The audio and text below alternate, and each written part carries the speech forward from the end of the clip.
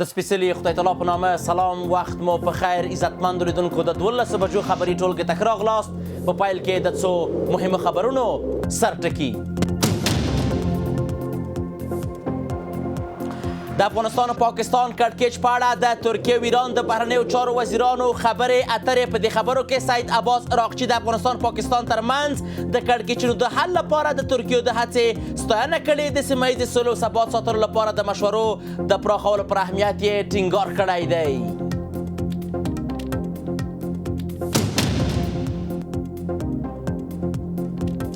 د پاکستان سترې محکمې دوو لوړپوړو قاضیانو د سترې محکمې صلاحیتونو محدودېدو په خاطر له خپلو دندو استعفا کړې. منصور علي شاه او اطهر من الله په خپلو استعفاګانو کې لیکلي چې د پاکستان ولسمشر لخوا د اساسي قانون 28مې مادې تعدیل ستره محکمه له منځه وړي او قضایه قوه د حکومت تر لاس راولي.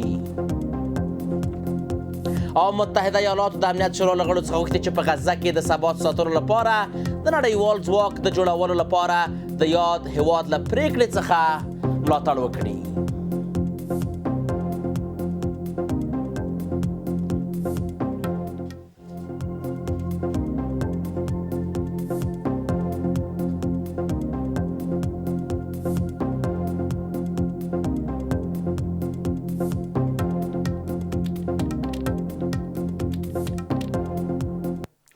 بشپړ خبرونه. زه یوسف خان لاله یم. د ایران د بهرنیو چارو وزیر عباس عراقچي د ترکیې د بهرنیو چارو وزیر هاکان فیدان سره د دوه اړخیزو اړیکو او سیمه ییزو نړیوالو پرمختګونو په اړه د خبرو اترو لپاره ټلیفوني اړیکې نیولې. د ایران د بهرنیو چارو وزارت د یوه مطبوعاتي اعلامیې له مخې عراقچي د افغانستان او پاکستان ترمنځ د کړکېچونو د حل لپاره د ترکیې د هڅو ستاینه کړې. د سیمه ییزې سولې او ثبات د ساتلو لپاره د مشورو د پراخولو پر اهمیت یې ټینګار کړی دی. د ترکیې د بهرنیو چارو وزیر د سیمه ییزې سولې او ثبات د دوام په اړه د هیوادونو د هڅو پر اړتیا هم ټینګار کړی دی.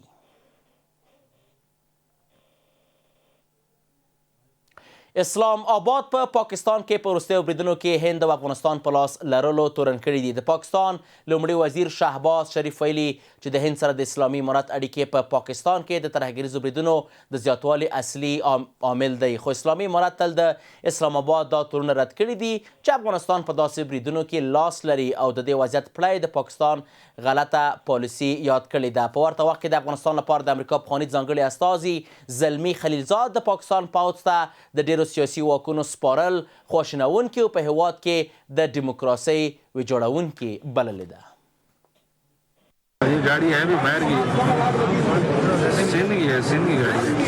په پاکستان کې د ناامنۍ او د زیاتېدو او د ځانمرګو بریدونو د دوام په ترڅ کې اسلام آباد د دغو پیښو پړه پر کابل او نیمې ډیلي ور واچوله. د پاکستان لومړي وزیر شهباز شریف د اسلام آباد او جنوبي وزیرستان د وروستیو بریدونو له پیښو وروسته ویلي چې بهرني هیوادونه د پاکستان په اوسنیو ناامنیو کې لاس لري. شریف پرون د پاکستان د اساسي قانون د 28مې اصلاحي له تصویب وروسته په خپل وینا کې یو ځل بیا هند ته د افغانستان د بهرنیو چارو وزیر د امیر خان متقي پر سفر نیوکه وکړه او ویل چې د هغه سفر نوې ډیلي ته پاکستان ته یو څرګند پیغام درلود. د پاکستان لومړي وزیر د اسلامي امارت اړیکې له هند سره د پاکستان پر خاوره د ترهګریز بریدونو د زیاتېدو اصلي لامل وباله. دا نور پټ نه دی چې بهرني لاسونه په ښکاره توګه په دغو پیښو کې ښکیل دي. کله مې چې د پروني پیښې په اړه څرګندونې کولې ما وویل چې د فتنه الخوارج موضوع د هند له لاسوهنې سره تړاو لري او له بده مرغه زموږ د ګاونډي هیواد افغانستان نښې نښانې هم پکې څرګندې دي. اسلامي امارت بیا د اسلام آباد دا تورونه چې ګواکې افغانستان د پاکستان په خاوره کې د ترهګریزو بریدونو تر شا لاس لري په کلکه رد کړی او د پاکستان ناسم سیاستونه د اوسني وضعیت اصلي لامل بللی دی. په همدې حال کې د پاکستان پارلمان د یوې مسودې په تصویب سره پوځ ته په سیاسي چارو کې پراخې واکمنۍ ورکړي چې پراخ غبرګونونه یې راپارولي دي. د افغانستان د سولې لپاره د امریکې پخواني استازي زلمي خلیلزاد دا پریکړه د پاکستان لپاره خواشینونکې او د دې هیواد د ډیموکراسۍ پای بللی دی. نن د پاکستان لپاره یو د غم ورځ ده. د پاکستان پارلمان پر هغه څه چې له ډیموکراسۍ پاتې و دروند ګزار وکړ. هغوی قصداً یا ناپوهۍ سره د ډیموکراسۍ د له منځه وړلو لپاره رایه ورکړه. هغوی د پوځ د جنرالانو تر سیوري لاندې یو استبدادي نظام ته رایه ورکړه. دا ډیر د تاسف وړ کار دی. بلخوا د روسیې د بهرنیو چارو وزارت په یوې اعلامیه کې ویلي چې دغه هیواد د بهرنیو چارو وزیر سرګی لاوروف پرون د ایران د بهرنیو چارو وزیر عباس عراقچي سره په ټلیفوني خبرو کې د سیمې د حالاتو په اړه په ځانګړي ډول د افغانستان او پاکستان ترمنځ د کړکېچونو په اړه بحث کړی او دواړو ټینګار کړی چې باید د دواړو هیوادونو ترمنځ ډیپلوماټیکي خبرې دوام ومومي.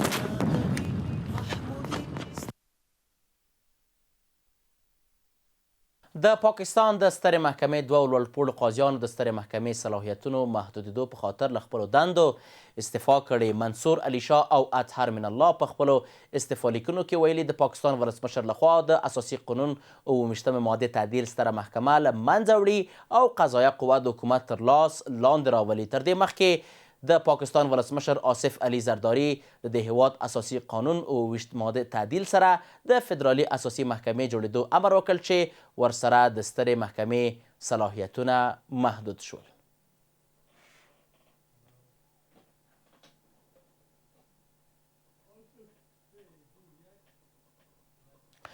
د پاکستان د دفاع وزیر ویلي چې له افغانستان سره د سوداګریزو اړیکو کمول د اسلام آباد په ګټه دی. د پاکستاني رسنیو د راپورونو له مخې خواجه آصف ټینګار کړی چې دا اقدام کولی شي د قاچاق کمولو او د کرښې دواړو غاړو ته کنټرول کې مرسته وکړي. د پاکستان د دفاع وزیر دا څرګندونې په داسې حال کیږي چې پرون د رئیس الوزرا اقتصادي مرستیال په یوه غونډه کې د هیواد له سوداګرو غوښتي چې خپلې سوداګرۍ د بدیلو لارو او بازارونو له لارې ترسره کړي. که چا په پاکستان کې قراردادونه یا خریداري کړي وي 3 میاشتې وخت ورکول کیږي. په همدې موده کې دي خپل ټول حسابونه هلته تشبیه او کار دي راونغاړي. په دې وروستیو کې د کابل او اسلام آباد ترمنځ ډیپلوماټیک اړیکې له هغه وخت راهیسې چې اسلامي امارات واک ته رسېدلی په تېرو 4 کلونو کې خپل تر ټولو ټیټ پړاو ته رسېدلی. په دې منځ کې سوداګریزې اړیکې هم له دې کړکېچونو خوندي پاتې نه شول. د دوړو هیوادونو ترمنځ د سوداګرۍ لارې له یوې میاشتې زیاتې مودې راهیسې تړل شوي او دې حالت د دوړو غړو سوداګرو ته درانه مالي زیانونه اړولي دي. وروسته له دې د پاکستان د دفاع وزیر خواجه آصف د اسلامي امارت د اقتصادي مرستیال ملا عبدالغني برادر د هغه څرګندونو په غبرګون کې چې ویلي وو باید له پاکستان سره سوداګرۍ کم شي څرګنده کړه چې د افغانستان سره د ترانزیت کموالی د پاکستان په ګټه تمامیږي. آصف جیونیز له شبکې سره په مرکه کې ټینګار کړی چې دا ګام به د دوړو هیوادونو ترمنځ د قاچاق د مخنیوي او د سرحدي چارو د ښه مدیریت अंदरूनी मामला है, उनको जो भी बारे में होगा जो भी वो अफोर्ड कर सकते हैं जहाँ से उनको دا د افغانستان کورنۍ مسأله ده. که هغوی د ایران، ترکیه، ترکمنستان یا ان د هند له لارو د مالونو واردولو ته مخه کړي دا پریکړه زموږ پر اقتصاد هیڅ اغیزه نه لري بلکې زه فکر کوم دا زموږ لپاره یو ډول آرامښت دی. اظهارات خواجه آصف واقعیت اقتصادی نداره. پاکستان از بنادر افغانستان در بخش ترانزیت و صادرات کالاها میلیاردها پول سالانه به دست میاره که این یک تاوان بسیار بزرگ به خود پاکستان هم است. افغانستان انشالله میتونه که در وقت بسیار کم کشورهای بدیل را انتخاب کرده و از راههای بدیل استفاده کنه. په داسې حال کې چې مالی وزارت وایي د ریاست الوزرا د اقتصادي معاونیت د لارښوونې پر بنسټ دغه وزارت باید د لړم له 21مې تر راتلونکو 3 میاشتو پورې له پاکستان واردونکي درمل محصول نه کړي. دغه وزارت په یوې خبرپاڼه کې زیاته کړې چې اسلامي امارت دا پریکړه د دې لپاره کړې څو د ټیټ کیفیت درملو له واردېدو مخنیوی وشي او له سوداګرو غواړي چې د لوړ کیفیت درملو د واردولو پر بدیلو لارو تمرکز وکړي. خوشبختانه افغانستان فعلا هیچ نوع وابستگی مطلق به پاکستان نداره و برعکس بیشترین وابستگی را پاکستان هم به بازار افغانستان و هم به مسیر افغانستان برای رسیدن به آسیای میانه و همچنان به مواد خام افغانستان داره. د افغانستان او پاکستان د ټولو سوداګریزو لارو د وی میاشتې زیاتې مودې لپاره تړل کېدو دوړو غاړو ته لوی مالی زیانونه اړولي. د افغان چارواکو په وینا له 1500 څخه زیات موټر چې تازه میوې او سبزیجات پکې بار دي خراب شوي او په مقابل کې د پاکستان په بازارونو کې د ځینو لومړنیو توکو لکه رومي یا بانجان رومي بیې لوړې شوې دي. د پروان له والو ادرستیز د بګرام په هوایي اډه کې د بهرنیو ځواکونو د شتون په اړه د راپورونو له خپرېدو وروسته ویلي چې هیڅ هیواد ته به اجازه ورنکړل شي چې په دې اډه کې پوځي حضور ولري او اسلامي امارت له ټولو هیوادونو سره سیاسي اړیکې غواړي. د امریکا ولسمشر ډانالډ ټرمپ په وار د بګرام اډه د بیرته نیولو د هڅې په اړه خبرې کړې دي او زیاته کړې ده چې دا اډه د چین د اټومي تاسیساتو له مرکزه 1 ساعت لرې ده.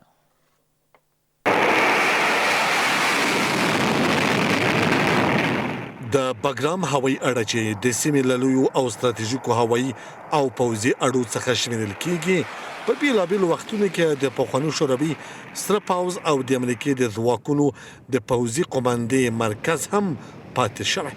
وروسته له دې چې د دې اډې په اړه د امریکایي ځواکونو او چینایي ځواکونو شتون شایعات خپاره شول، په تازه خبر کې د پروان د لویدیځ قلوردو قومندان ویلي چې دوی به هیڅ بهرنی ځواک ته په دې اړه کې د شتون اجازه ورنکړي. دوستای هستند که از هر طرف رابطه میکنند که در میدان هوایی بگرام امریکایی ها جابجا شده. چند روز نت قطع شده بود، سر صدای مردم برآمده بود که امریکایی ها جابجا شده، چینایی ها جابجا شده.